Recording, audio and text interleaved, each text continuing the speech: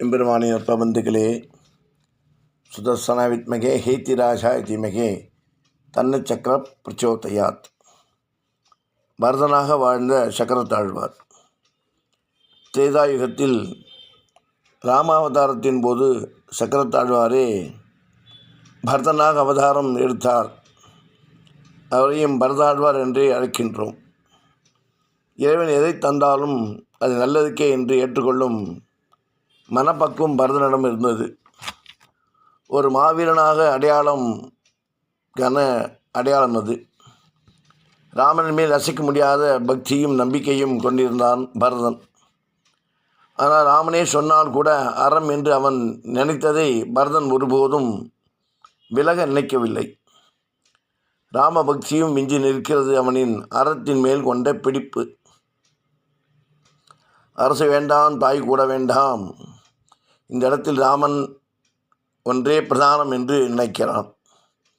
உன் தந்தை தசரதன் இறந்து போனான் என்று கைகேயி பரதனிடம் கூறினால் அதை கேட்ட பரதன் துக்கப்படுகிறான்.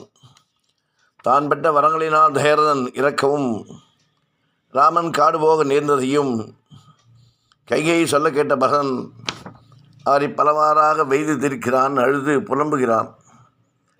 அறம் பெற தானும் ஒரு காலம் என்று உலகம் சொல்லுமே என்று வருந்துகிறான்.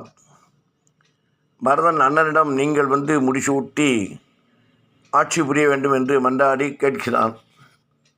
ராமனோ தந்தை சொல்லை தன்னால் மீற முடியாது, 14 ஆண்டுகள் வனவாசம் புரிய வேண்டும் என்ற ஆணையை நான் கைவிடக்கூடாது என்கிறான் ராமன்.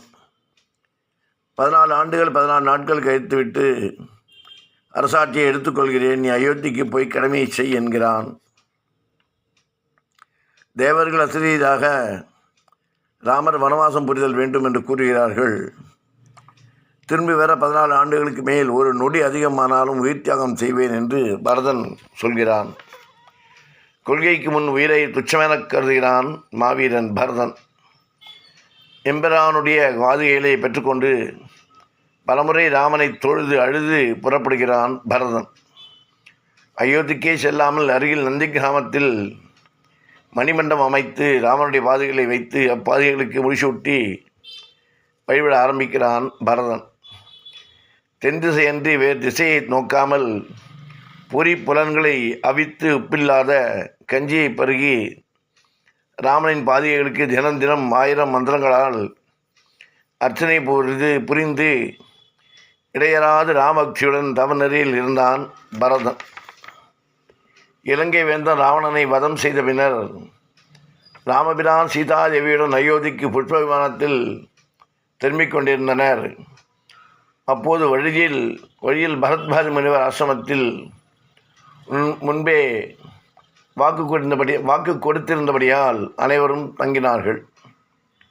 இதற்கிடையில் குறித்த நாளில் ராமபிரான் அயோத்திக்கு வராத காரணத்தால் முன்பு கூறியது போல் பரதன் தீயில் விழுந்து உயிரிட முற்படுகிறான். இதுவும் மாவீரனுக்குரிய ஒரு செயல். அப்போது ராமனால் அனுப்பப்பட்ட அனுமான் பரதனை தடுத்து தான் கொண்டு வந்திருந்த மோதிரத்தை காட்டுகிறான். இதை கண்டு மகிழ்ந்த பரதன், சத்ருகுணன் ஆகியோர் ராமனை அழைத்து செல்வதற்காக ஹனுமனுடனே பரத்வாஜ் முனிவரின் ஆசிரமத்துக்கு செல்கின்றனர்.